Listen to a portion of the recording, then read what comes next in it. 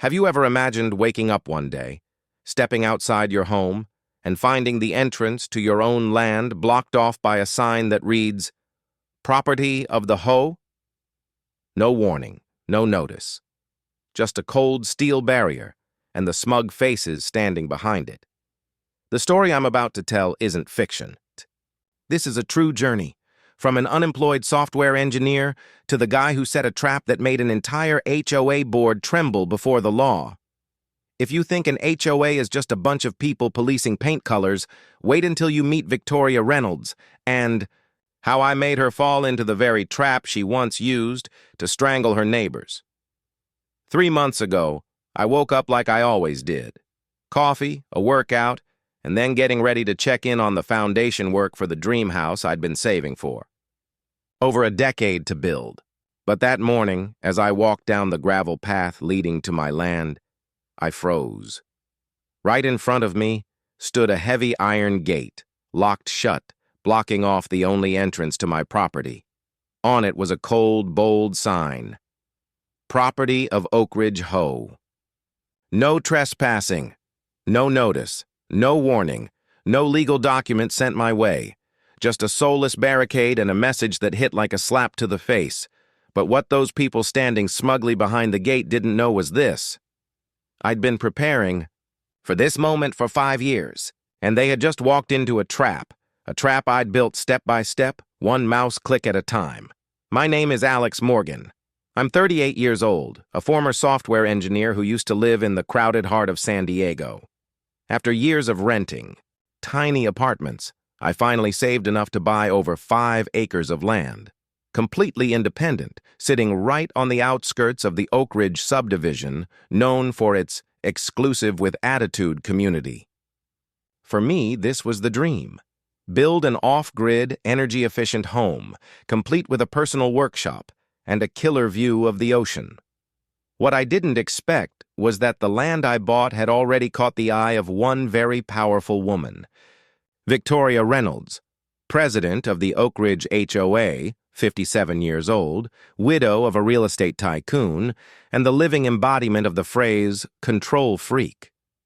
To her, the HOA wasn't just an organization, it was her kingdom. And me? A single, tech guy who clearly didn't fit into their curated community? I was a stain on her perfect canvas. I didn't first hear from her through a welcome letter or neighborly hello, but through an urgent meeting request from the Oak Ridge HOA about a boundary issue. I didn't live in the subdivision. My land wasn't part of their HOA charter. So I politely declined. And that's when the storm began, not from the sky, but from Victoria and her allies. They started with made-up construction violations. Overgrown weeds on untouched land, debris from a site where nothing had been built yet, and even unauthorized structures that never existed. Each complaint came on HOA letterhead, complete with threats of fines or liens unless I agreed to cooperate. I realized this wasn't a misunderstanding. It was a hostile takeover, wrapped in legal language. So I started documenting everything. Every email, every notice, every unannounced inspection by their so-called compliance officers. And while Victoria assumed I was on the back foot, I was building a surveillance system more advanced than most businesses. Hidden cameras along my boundary lines, audio devices camouflaged as landscaping stones. But the issue was this: Victoria wasn't acting alone. Beside her stood Harold Mitchell, retired attorney, 62 years old, looking like a side villain from a made-for-TV courtroom drama. He did Victoria's bidding, interpreting law in ways that magically favored the HOA and presenting historical documents to back their boundary claims. Then there was Jennifer Lee, the HOA secretary, a real estate agent with more ambition than subtlety. At first, she was part of Victoria's campaign, but soon I'd discover something surprising from her side. Have you ever imagined waking up one day, stepping outside your home and finding the entrance to your own land blocked off by a sign that reads, "Property of the HOA"? No warning, no notice, just a cold steel barrier and the smug faces standing behind it. The story I'm about to tell isn't fiction. This is a true journey. From an unemployed software engineer to the guy who set a trap that made an entire HOA board tremble before the law. If you think an HOA is just a bunch of people policing paint colors, wait until you meet Victoria Reynolds and how I made her fall into the very trap she once used to strangle her neighbors. 3 months ago, I woke up like I always did. Coffee, a workout, and then getting ready to check in on the foundation work for the dream house I'd been saving for over a decade to build. But that morning, as I walked down the gravel path leading to my land, I froze. Right in front of me stood a heavy iron gate, locked shut, blocking off the only entrance to my property. On it was a cold, bold sign, "Property of Oak Ridge, HOA. No trespassing, no notice, no warning, no legal documents sent my way, just a soulless barricade and a message that hit like a slap to the face.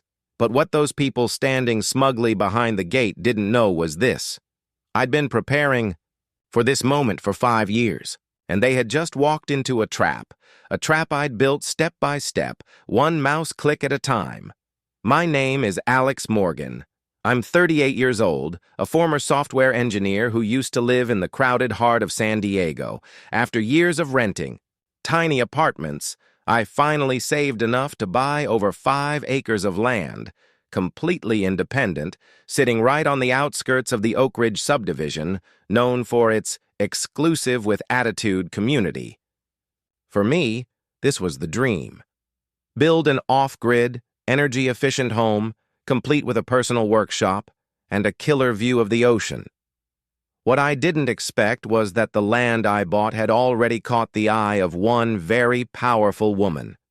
Victoria Reynolds, president of the Oak Ridge HOA, 57 years old, widow of a real estate tycoon, and the living embodiment of the phrase control freak.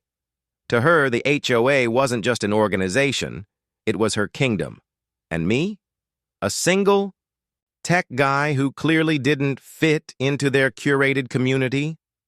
I was a stain on her perfect canvas. I didn't first hear from her through a welcome letter or neighborly hello, but through an urgent meeting request from the Oak Ridge HOA about a boundary issue. I didn't live in the subdivision. My land wasn't part of their HOA charter. So I politely declined. And that's when the storm began, not from the sky, but from Victoria and her allies. They started with made-up construction violations, overgrown weeds on untouched land, debris from a site where nothing had been built yet, and even unauthorized structures that never existed. Each complaint came on HOA letterhead, complete with threats of fines or liens unless I agreed to cooperate. I realized this wasn't a misunderstanding. It was a hostile takeover, wrapped in legal language, so I started documenting everything. Every email, every notice, every unannounced inspection by their so-called compliance officers. And while Victoria assumed I was on the back foot, I was building a surveillance system more advanced than most businesses. Hidden cameras along my boundary lines, audio devices camouflaged as landscaping stones. But the issue was this. Victoria wasn't acting alone.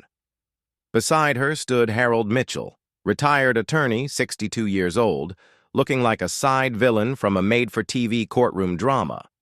He did Victoria's bidding, interpreting law in ways that magically favored the HOA and presenting historical documents to back their boundary claims. Then there was Jennifer Lee, the HOA secretary, a real estate agent with more ambition. Then subtlety. At first, she was part of Victoria's campaign. But soon I'd discover something surprising from her side. My plan was unfolding exactly as intended. The covert construction team had cleared the forgotten public access road, now a private path known only to me, leading straight into the center of my land. I called it the Ancestors' Way.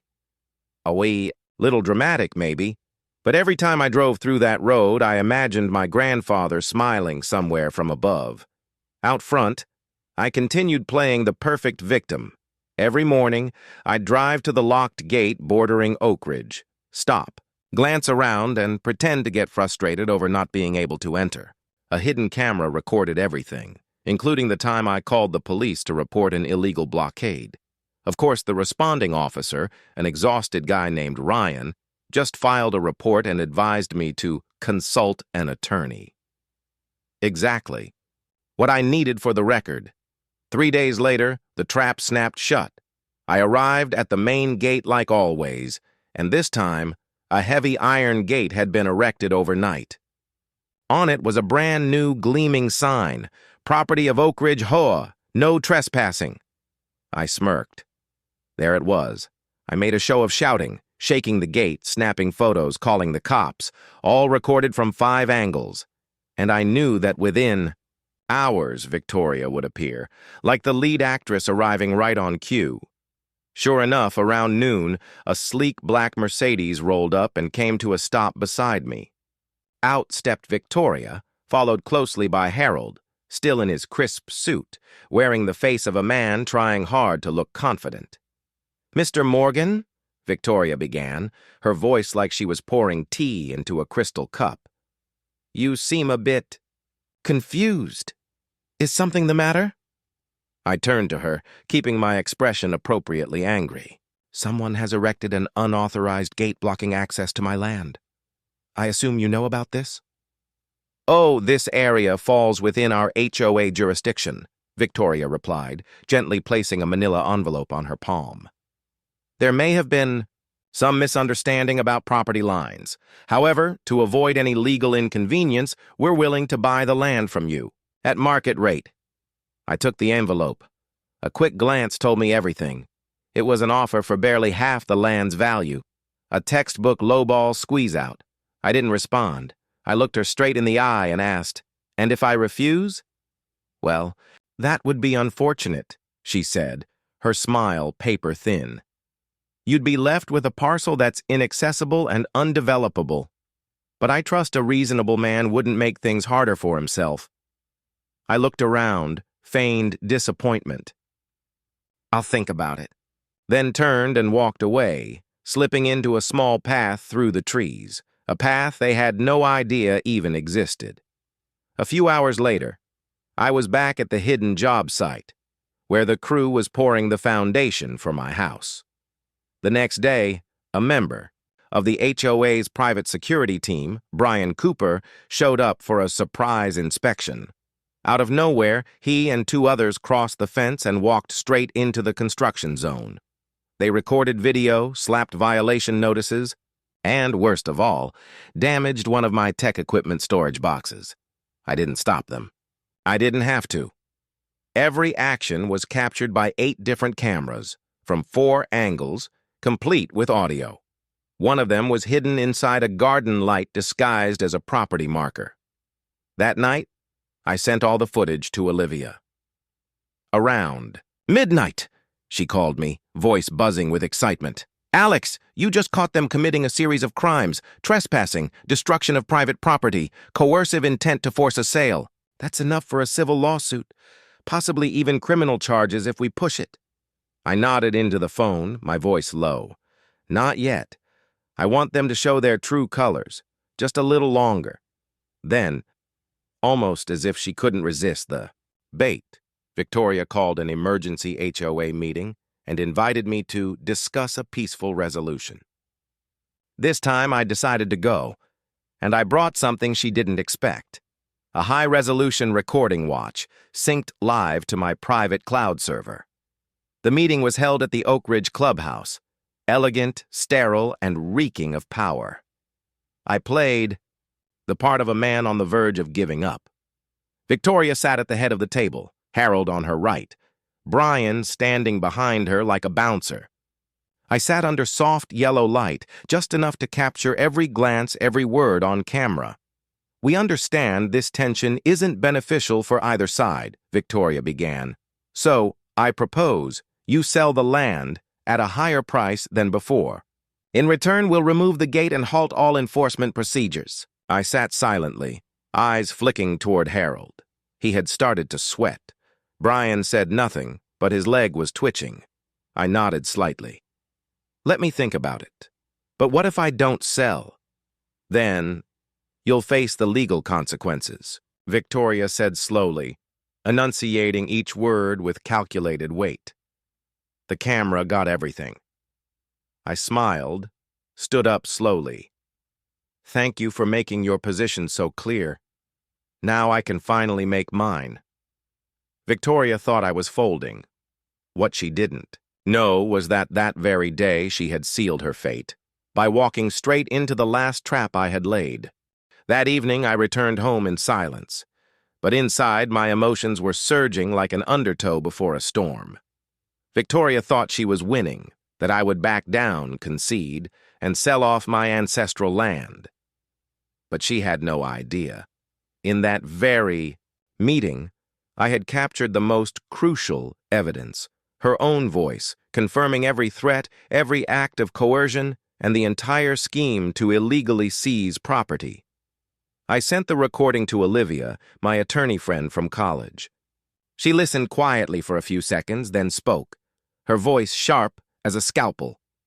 Victoria just shot herself in the foot. With this recording, we have enough grounds to sue her, and the HOA, for conspiracy to unlawfully acquire property, intentional destruction, and violation of legal ownership rights. And here's the good news. I just got word from the survey team. They've confirmed the old public road is fully legal and was never revoked. Not only do you have legal access to your land, but you've got proof that their gate was unlawfully installed. I nodded. It was time to move to phase 2, bringing everything into the light. The next morning, I launched a simple website, truthaboutoakridge.org, where I uploaded every related document. Old maps showing the public road, copies of HOA correspondence, photos of the illegal gate, videos of trespassing, and most importantly, the audio recording from yesterday's meeting. Within hours, the site went viral across real estate forums, local Facebook groups, and even Reddit. By the afternoon, I received my first call from an Oak Ridge resident, a woman named Claire Adams, her voice trembling on the line. I didn't know it was this bad. I used to think Victoria was just a bit much, but I never imagined she'd do this to a neighbor. My husband and I are going to speak up. You're not alone. Then another call. Then a small group of Oak Ridge residents, people who had stayed silent out of fear, began reaching out. Some even sent me anonymous emails with copies of bizarre fines they had received, citations for out-of-season bougainvillea, or installing a swing set for their kids without pre-approval. That evening, I received a message from Jennifer Lee, the HOA's secretary, someone who had quietly followed Victoria until now. The message was brief. I have something you'll want. Meet me tomorrow night, Rockwell Cafe, 7 p.m. I wasn't surprised. Jennifer had always seemed sharp, just too afraid to speak up before. Our meeting the next evening was tense but swift. Jennifer handed me a thick folder containing minutes from internal HOA meetings, emails between Victoria and a development company called Clearwater Development, and a memo showing that Victoria was to receive a consulting fee of up to $1.5 million if the coastal resort expansion project succeeded, on the very land I owned. I stared at Jennifer, trying to mask my shock. She sighed. I used to think I worked for a strong leader. Turns out I was helping her cover up a con. I'm choosing the right side now. I left the cafe with two priceless things, legally admissible evidence and an insider ally from within the HOA. The next morning, I met with Olivia. She carefully reviewed each page and declared, "We've got enough to sue, and not just civilly." With this level of collusion to take land and fabricate records, Victoria and the HOA board could face criminal charges. I'll contact the district attorney's office. We plan to release everything at the next HOA meeting, a meeting Victoria thought would be her chance to formally remove me from the community. But instead of walking away, I was going to make her step down. That weekend, in front of more than 70 Oak Ridge residents, I stood up to speak. No shouting, no insults, just facts. Line by line, piece by piece, every document, every recording. The room initially buzzed with murmurs, then fell completely silent. When the recording played, Victoria instructing her board to buy the land or render it unusable, I saw faces change from discomfort to fury. Then Jennifer stood up and spoke clearly. "I confirm everything Mr. Morgan presented is true. I stayed silent before and I apologize. I hereby resign from my position as HOA secretary, and I propose the immediate removal of Mrs. Victoria Reynolds from all leadership roles." Applause erupted. Victoria stood up, her face pale, and left the room without a word. The next day, I received confirmation. The district attorney's office had launched a formal investigation. Victoria, Harold, and even Brian Cooper, head of HOA security, were subpoenaed. Weeks later, Victoria was suspended from the HOA board, and my lawsuit was officially accepted by the court. The charges: conspiracy to unlawfully seize property, trespassing, destruction of private assets, and profiteering from public office. I never had to raise my voice. I didn't need to fight with fists. All I needed was a solid plan, a lawful trap, and a community awakened by the truth. 1 week after that fateful HOA meeting, I walked into the San Diego County Courthouse wearing a suit I hadn't touched since my last job interview 3 years ago. But this time, I wasn't applying for a job. I was going head-to-head with one of the most powerful HOAs in Southern California, and I wasn't going in alone. Olivia walked beside me, a thick folder in hand. Jennifer had signed her witness affidavit. Rachel, my sister, had submitted all the surveillance footage to the investigator. And I had one final weapon: an audio recording of Victoria coldly commanding, "Block off his access, no signature, no building." The courtroom wasn't packed, but every eye in the room carried the weight of 1,000 words. On Victoria's side sat 4 lawyers, including one man in a gray suit whose voice sounded like every sentence was a decree handed down from heaven. But I wasn't afraid. For the first time, they weren't in control. Judge Maria Gutierrez, renowned for her fairness and disdain for theatrics, opened the hearing by asking both parties to present their positions. Victoria's team began by requesting an emergency injunction. The new access route being used by the plaintiff is an unpermitted dirt path, posing environmental and public safety concerns. Olivia stood, eyes sharp as steel. "Your Honor, this path is a public easement clearly documented on the 1952 land survey, never rescinded in any administrative filing. On the contrary, the defendants erected an illegal gate, infringing on the plaintiff's legal right to access his property. This is not merely a civil dispute, it carries serious criminal implications." I watched Victoria's face.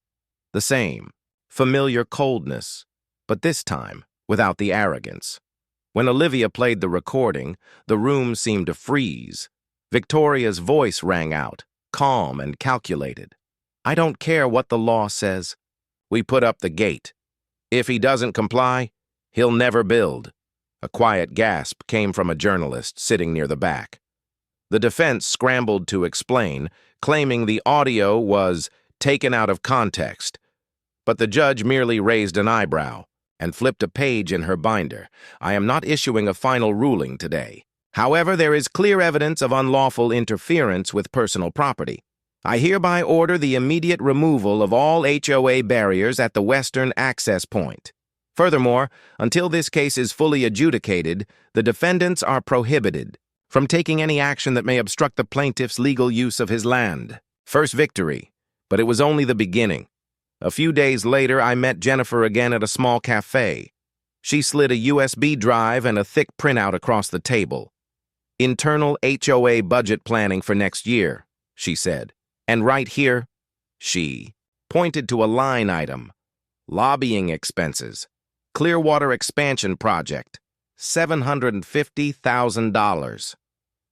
"This isn't for the community," she said quietly. "It's money for political lobbying to rezone land, for the resort project Victoria's secretly backing with Clearwater Development." That project was never approved by Oak Ridge residents. My blood boiled. Olivia later confirmed. If this document was authentic, and all signs said it was, then Victoria wasn't just violating private property rights. She was abusing her position within the HOA for personal financial gain, a serious offense. We decided it was time to involve the press. Rachel, as a freelance journalist, joined me and Jennifer to hold a press conference right on my property, in the middle of the unfinished concrete foundation of my future home. Behind us was a large banner reading, "The Truth About Oak Ridge HOA." I laid it all out, step by step, from the day Victoria installed the illegal gate to her threats, legal manipulation, and the real motive behind it all, a multi-million-dollar resort with my land as the final missing piece. The press conference made headlines the very next day. A local paper's front page blared, "HOA accused of land grab scheme using gates and lies." Victoria, of course, lashed out. She hired more attorneys, denied all allegations. But the tide had turned. Oak Ridge residents began demanding a special session to vote on removing Victoria from her leadership role. Former allies began to distance themselves, or even quietly turn against her. Meanwhile, Olivia continued working with law enforcement. Evidence from Jennifer, testimony from former construction workers hired to sabotage my site, and a video showing Victoria ordering her team to shut down all construction shifted the case from civil dispute to potential criminal investigation. Police got involved. 1 month later, I received notification. The district attorney's office had formally opened an investigation into Victoria Reynolds and the Oak Ridge HOA board on charges including trespassing, abuse of authority, and conspiracy to commit land fraud. I never imagined a former software engineer like me would one day spearhead the largest HOA lawsuit in the county's history. But when I looked back, at the iron gate they locked me behind, at the stack of files in Olivia's hands, I saw only one: truth. If I hadn't spoken up, how many others would have been pushed off the land that was rightfully theirs? The official court date had finally arrived. The San Diego County courtroom was packed, mostly with Oak Ridge residents, local reporters, and people who'd once swallowed their frustration with HOAs in silence. This time they came to witness something no one had dared before. Victoria Reynolds, the woman who once ruled untouchable, being dragged into the light. I walked in alongside Olivia, my attorney, close friend, and the only woman I've ever seen take down a legal argument. With just a glance, across the aisle sat Victoria, beside Harold Mitchell. Her face was tight, frozen like wet cement. She was still well-dressed, still clinging to her pride. But her eyes, those weren't the eyes of arrogance anymore. They were eyes of fear, barely hidden behind crimson lipstick. Presiding over the case was Judge Mary Ann Dalton, famously strict and equally famously not fond of HOAs. The session opened with our side presenting first. Olivia rose, her voice steady, every word like a hammer.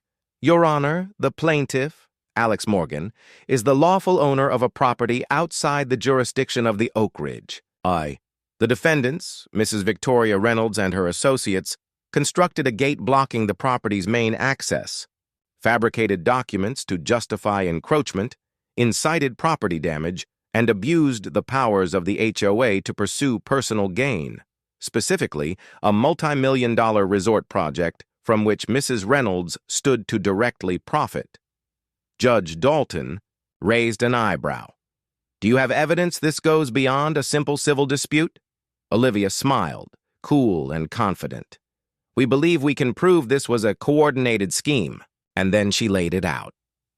The original 1952 boundary map with verification from the county survey office. Video footage of Victoria ordering the construction of the illegal gate. Internal emails from Jennifer Lee showing HOA funds being used for non-transparent activities. A secret contract with Clearwater Development, the firm where Victoria's late husband was once a director. and most damning, an audio recording of Victoria instructing Brian to stop construction by any means necessary, even if that meant breaking the law. When that recording played, the courtroom went dead silent. Victoria's voice rang out, calm, emotionless. "Don't let him finish. If you have to tear up the foundation, then do it." People in the audience began murmuring. An elderly woman cried quietly. A middle-aged man, once a family friend of Victoria's, stood and walked out, shaking his head in disbelief. Then came Victoria's turn. Her attorney tried to twist the narrative. Mrs. Reynolds acted in the community's best interest. Preventing Mr. Morgan's development was necessary to protect the neighborhood's aesthetics, environment, and property values. Judge Dalton leaned forward coolly. "You protected the community by locking a gate across someone else's land, forging documents, and destroying private property?" Harold Mitchell tried to chime in, but Olivia immediately shut it down. "Your Honor, the defendants are not only guilty of civil violations. We have evidence of criminal conduct, trespassing, obstruction of lawful construction, document falsification, and a clear attempt to profit from an undeclared commercial venture. And if permitted, we'd like to call a key witness." The back. Door opened. Jennifer Lee entered, black dress, hair tied up, a thick stack of documents in hand. Every eye turned to her, the former HOA secretary, once Victoria's right hand. Jennifer testified clearly and directly. She detailed how Victoria had manipulated the HOA budget, ordered alterations to property reports, used HOA funds to incentivize local officials, and, most damning, outlined the full plan to use my land as the gateway entrance to the luxury seaside resort called the Vista Ridge. Every piece was documented, time-stamped, and damning. When the hearing ended, Judge Dalton issued her preliminary ruling. "This court hereby suspends all HOA operations under Oak Ridge's current leadership. The defendants are prohibited from contacting the plaintiff or interfering with the property in question. The plaintiff is authorized to continue construction under his existing permits. A full trial addressing civil and criminal liabilities will be scheduled within 45 days. The session ended, but Victoria Reynolds was no longer a power figure. She walked out of that courtroom hollow-eyed, not because she'd lost, but because everything she'd worked 15 years to conceal had just been laid bare before an entire city. That evening I stood on my land, foundation nearly complete, work lights shining like torches of victory. I called Olivia and Rachel out to the backyard, where we raised glasses of lemonade under the string lights hung between two oak trees. "It's funny," I said. "Victoria wanted this land for a luxury resort. All I wanted was a little house and some peace." Olivia smiled. "That's exactly why you won." 3 days after the trial, I received a strange message. "Mr. Morgan, this is Thomas Reynolds, Victoria's son.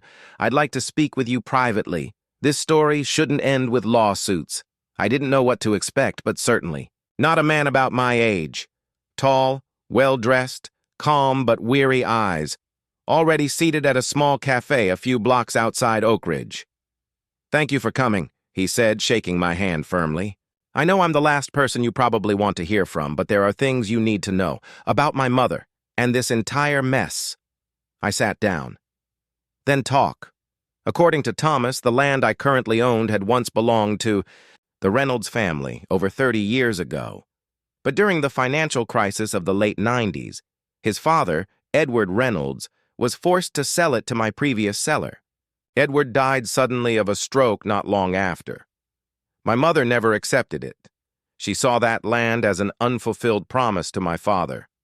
She wanted it back at any cost, not for the HOA, but as a personal legacy. I paused. "And that any cost included illegal gates, forged documents, property damage, and threats?" Thomas nodded. "No excuses. I'm not defending her. But I want to make things right." The next morning, in an unprecedented move, Thomas appeared at an emergency HOA board meeting in front of over 60 Oak Ridge residents. He stood and calmly read a letter written by his father, one that described the land as a gift passed on and meant to stay with those worthy of building a future upon it. He also revealed documents related to the resort development deal, documents Victoria had hidden from the board and the community. The room was dead silent. A young woman raised her voice. If this was about love and legacy, then why use HOA? Money on a private commercial project? An elderly man slammed the table. I didn't pay dues so the HOA could bribe city officials. Jennifer Lee stood too. I have copies of every suspicious HOA expenditure over the last 3 years, including a $30,000 landscape consultancy that was really for a resort site study. Victoria crumbled, publicly. She didn't attend the meeting. But that same afternoon, she was confronted by residents at her doorstep. This wasn't a feud between her and me anymore. It was a reckoning between her and the very community that once crowned her Queen of the HOA. That evening, I received an email from Olivia. Victoria has been formally suspended by the HOA pending investigation. Jennifer is acting interim chair. And there's one more thing. Thomas has proposed a settlement. I think you should hear it. 3 days later, I met Thomas again, this time in a law office, with Olivia, Jennifer, and a small group of Oak Ridge resident representatives. Victoria wasn't present. Thomas opened, Mr. Morgan, on behalf of the remaining community, I want to offer an apology, not just for what my mother did, but for how long we failed to see the truth. He slid a file across the table. We're proposing 3 things: a public apology from the HOA and immediate cessation of all legal actions against me, full reimbursement of legal fees and material damages paid from a special HOA fund, uninterrupted continuation of construction on my land with a formal guarantee of non-interference. And finally, he added, if you agree, the HOA would like to appoint you as an independent advisor to the board to oversee structural reform and ensure this never happens again. I didn't respond at first. I looked at Olivia. She nodded. So, the man they once saw as a threat, I said slowly, they now want him to protect their future? Jennifer added softly. Because you're the only one who didn't burn the whole thing down when you had every reason to? I smiled. All right, but I have one small condition. The room went still. I pointed to the window, toward the vacant lot Victoria once dreamed of turning into her grand resort entrance. I want to place a sign there. Nothing flashy, just one sentence. Community protected zone, not for personal ambition. I stood on the once barricaded lot, now the front yard of a house under construction. The foundation had been poured. The first beams of the roof were going up. In the morning light, the crew worked and laughed together, hammers and saws creating a rhythmic, improvised symphony of freedom. And me? I just stood there, coffee in hand. Behind me was the sign I'd once requested. Community Protected Zone, not for personal ambition. It wasn't a large sign, but every Oak Ridge resident who passed by slowed down for a second. Not because it targeted anyone directly, but because it served as a quiet reminder of a system that had once allowed Victoria Reynolds to extend her tentacles too far, for too long. Victoria left quietly. 3 days after the mediation meeting, she officially resigned from the HOA board. No press release, no lawyer's statement. Just a black SUV slipping out of Oak Ridge at dawn, carrying a woman who once believed she was untouchable. Harold Mitchell was different. He sent me an email. I was wrong not to speak up sooner, but I hope you can help rebuild what we inadvertently damaged. If there's anything I can do going forward, please don't hesitate. I didn't reply right away, but I saved the email. Trust began to return. A week later, Jennifer Lee held the first community meeting since taking over as interim chair. There was no marble backdrop, no excessive slideshow presentations, just folding chairs, hot tea, and a whiteboard that read, "We start over from the beginning." Residents stood one by one, not to cast blame, but to share what it had felt. like living under pressure all those years. An elderly couple cried as they explained how they could finally put up a flower trellis without fearing a violation notice. A young man said he was considering moving back in with his parents because this place actually feels livable again. When it was my turn to speak, I didn't say much. Just one sentence. I never wanted to beat anyone. I just wanted us to learn something so no one would ever have to hide cameras inside garden rocks to protect what they own. The room went quiet, then burst into applause. I stayed. But not just to live, to build. Even though Clearwater Development sent me an offer 3 times the original value of my land, I turned it down. I didn't need more money. I needed meaning, and I found it. Starting next month, this land won't just be where I build my home. I've applied to open a community garden where Oak Ridge residents can grow vegetables, learn woodworking, host small festivals, just like Mr. George Coleman once said. If this land once belonged to the public, let it continue to serve the public. More surprisingly, Thomas Reynolds, Victoria's son, came back to join the project as a volunteer. I need to do something right, he said, lifting a bag of organic soil, to prove I'm not my mother. And finally, I built my house, not a mansion, not a luxury villa, just a 2-story wooden home facing the sunset, with a small workshop out back where I can continue building software for my new startup. This time, a security system for residential communities. It might sound ironic, but Oak Ridge residents started calling me Mr. Alex, the HOA guardian.